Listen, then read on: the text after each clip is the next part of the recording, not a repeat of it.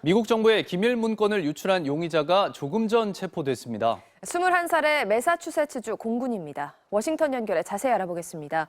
김수진 특파원, 용의자가 21살 공군이라고 했는데 어떻게 붙잡혔는지 먼저 자세히 좀 전해주시죠. 네, 용의자는 매사추세츠 공군 소속의 21살 잭 캐세이랍니다. 계급은 미국 정부가 공식적으로 밝히진 않았지만 일병으로 알려졌습니다. 지금 보시는 화면 검거 당시 장면인데요.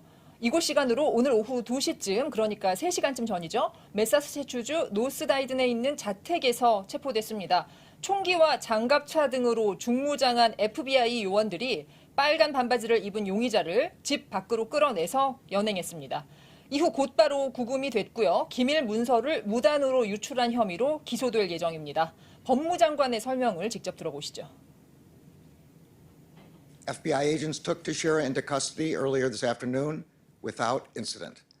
He will have an initial appearance at the U.S. District Court for the District of Massachusetts. 최고 수준의 기밀 문서인데 이렇게 계급이 낮은 군인이 접근이 가능한지 의문이 드는데요. 미국 정부는 뭐라고 설명합니까? 네, 미국 국방부는 수사가 진행 중인 사안이라면서 자세한 언급은 하지 않았습니다. 다만 이번 문서 유출은 기밀 유지 계약을 위반한 범죄 행위였다고 밝혔는데요. 직접 들어보시겠습니다.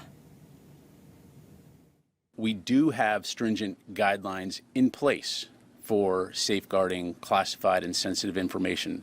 This was a deliberate criminal act, a violation of those guidelines. 용의자는 문건들을 디스코드라는 사이트에 올렸습니다. 디스코드에서 자신이 개설한 비공개 커뮤니티에 올렸는데 미국 언론들의 보도를 보면 총기와 비디오 게임, 인터넷 밈에 대해서 대화를 나누는 곳이라고 합니다. 처음엔 타이핑을 해서 문건을 유출하다가 최근에는 아예 사진을 찍어서 올렸고 이 사진이 다른 인터넷 사이트로 퍼지자 유출을 중단한 것으로 알려졌습니다. 네, 마지막으로요. 용의자를 잡았고 유출된 문건이 국방부의 자료가 맞다는 건데 도청 의혹은 어떻게 봐야 할까요? 네, 분명한 사실은 이번에 미국이 한국과 이스라엘 같은 동맹국을 상대로 정보 수집 활동을 한 사실이 드러났다는 건데요.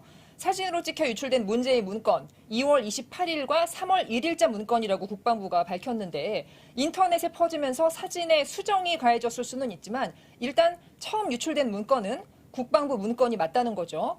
때문에 한국 대통령실을 상대로 도청을 한 건지 의혹은 커질 수밖에 없는데요. 김태효 국가안보실 1차장이 앞서 악의를 가지고 한 정황은 없다고 해서 논란이 일었는데 미국 측으로부터 어떤 설명을 들었는지 대통령실에 추가 설명이 필요한 부분입니다. 지금까지 워싱턴에서 전해드렸습니다. 북한이 어제 신형으로 보이는 ICBM 추정 미사일을 발사했습니다. 고체 연료를 사용한 것으로 보이는데요. 기존의 액체 연료 미사일보다 더 빠른 발사가 가능한 것으로 알려져 있습니다.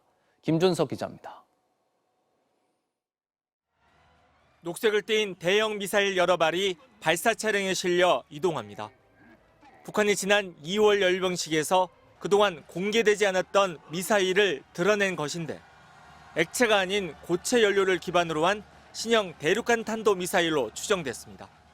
일차고 위협적인 자태에 엄만 심장은 터질 듯한 환희로 놀고지는 감격스러운 순간입니다. 이보다 2달 앞서 북한은 고체 연료 엔진을 연소시키는 시험을 거쳤고 이틀 뒤 이 고체 연료 엔진 로켓을 이용해 준중거리 탄도미사일 발사에 성공했다고 주장한 바 있습니다. 이번에 발사된 미사일이 발사 특성과 궤적 등을 비춰볼 때 신형 무기체계로 군이 평가한 만큼 고체 연료를 기반으로 한 신형 대륙간 탄도미사일로 추정됩니다. 고체 연료 실험을 했다고 한다면은 최소한 IRBM급 이상의 추진이 가능한 고체 연료를 만들 수 있는 능력은 있다라고 볼 수 있는 거고. 액체 연료가 연료 주입에 긴 시간이 필요하고 발사 전 탐지가 비교적 쉽지만 고체 연료는 연료가 발사체 내 저장돼 있어 별도 주입이 필요 없고 이동이 쉬워 신속한 발사가 가능합니다. 고체 연료를 이용할 경우 탄도미사일의 무게가 3분의 1로 줄어들고 발사 시간은 6분의 1 수준으로 단축됐다는 분석도 있습니다. 고체 연료를 이용한 ICBM이 실제로 발사될 경우 미사일을 사전에 탐지 요격하는 이른바 킬체인을 무력화하고 미국 본토까지도 위협할 수 있습니다. 고체가 군사 용도로는 훨씬 더 뛰어나다고 봐야 되는 거죠. 관리하기 편하고 신속하게 발사할 수 있고 여러 가지 운영 유지 측면에서 이점이 있고 이번 달 정찰 위성 발사 가능성을 내비친 북한이 고체 연료 ICBM의 정각 발사 등 무력 도발 수위를 높일 가능성도 남아 있습니다. MBC 뉴스 김준성입니다.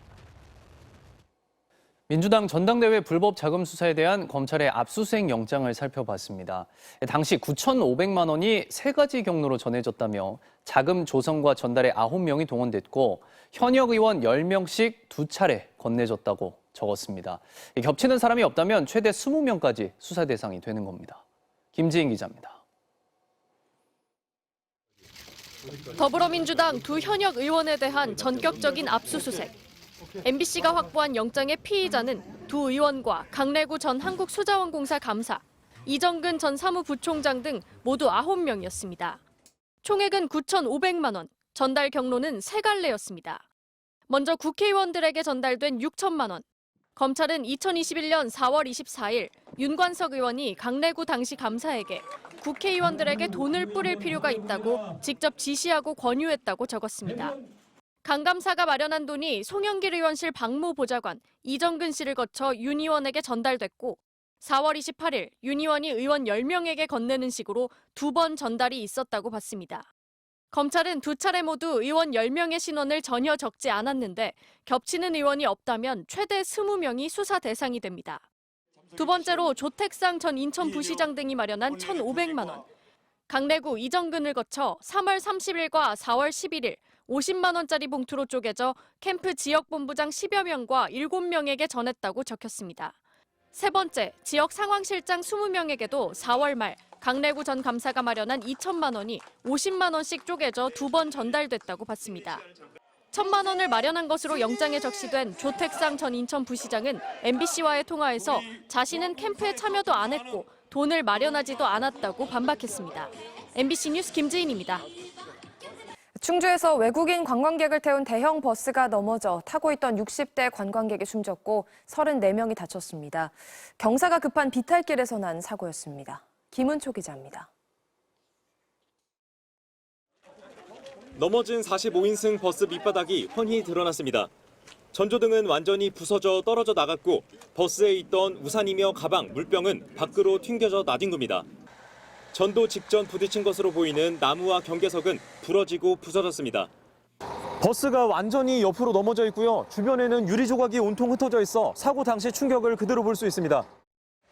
버스 앞에 진을 친 119 구급차 옆에서는 승객들이 앉아 이송을 기다립니다. 어제 오후 6시쯤 충주 수안보의 한 도로에서 호텔로 향하던 45인승 버스가 넘어졌습니다. 60대 기사와 한국인 가이드, 이스라엘 관광객 33명이 타고 있었습니다. 이 사고로 60대 외국인 여성 1명이 머리를 크게 다쳐 병원으로 옮겨졌지만 숨졌습니다. 7명 중상을 비롯해 나머지 34명도 병원으로 옮겨졌습니다. 외국 사람들 많이 다치고 사람들 밖으로 빼놓고 바닥에 잘 눕히시가지고 머리에 붕대 같은 거 감고 막. 사고가 난 장소는 경사가 30도 넘는 가파른 비탈길이었습니다. 60대 운전자는 기어 변경 도중 버스가 뒤로 밀렸다고 경찰에 진술했습니다.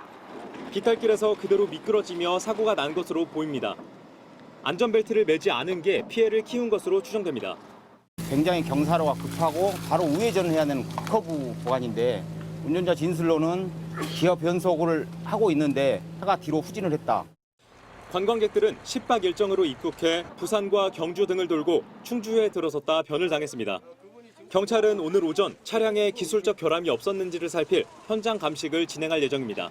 MBC 뉴스 김우치입니다. 이번 주 내내 최악의 황사가 계속됐는데요. 오늘 오전부터 비가 내리면서 오후부터는 황사가 점차 거칠 것으로 보입니다. 이동경 기자입니다. 나흘째 전국을 뒤덮고 있는 고농도 황사. 산과 고층 빌딩들은 누런 먼지 속에 모습을 감췄고 제주도에선 2년 만에 미세먼지 경보까지 발령됐습니다. 많이 아쉽죠. 평소 같으면 얼마나 좋습니까, 여기 전망대가. 근데 오늘 공기 때문에 망쳤습니다. 이번 황사는 오늘 오전부터 비가 내리며 차츰 해소되겠습니다. 비는 오전 제주와 전남, 전북 서해안 등 남부 지역부터 시작돼 오후 들어서는 충청과 경북 등 내륙으로 확대되겠습니다. 내일까지 예상 강수량은 제주도에 20에서 60mm, 전라, 경북 남부, 경남 권역에는 10에서 40, 충청권 등지에는 최대 10mm입니다. 특히 제주 산간 지역에는 돌풍과 천둥 번개를 동반한 비가 최대 120mm까지 내리겠습니다. 내일은 새벽부터 수도권과 강원도에도 비가 오겠는데 강수량은 5mm 안팎으로 많지 않겠습니다. 비와 함께 남서쪽에서 바람도 불어오면서 황사먼지를 북쪽으로 밀어낼 것으로 보입니다. 이에 따라 미세먼지 농도는 수도권과 강원 충북에서 나쁨을 나타내겠고 그 밖은 보통 수준을 유지하겠습니다. 황사와 함께 찾아왔던 꽃샘추위가 가시며 아침 기온은 어제보다 2도에서 7도가량 오르겠고 한낮 기온은 서울 20, 광주 19도 등으로 어제와 비슷하겠습니다. 이번 비로 현재 서울과 강원, 경상권에 내려진 건조특보도 점차 해제될 것으로 보입니다. MBC 뉴스 이동경입니다.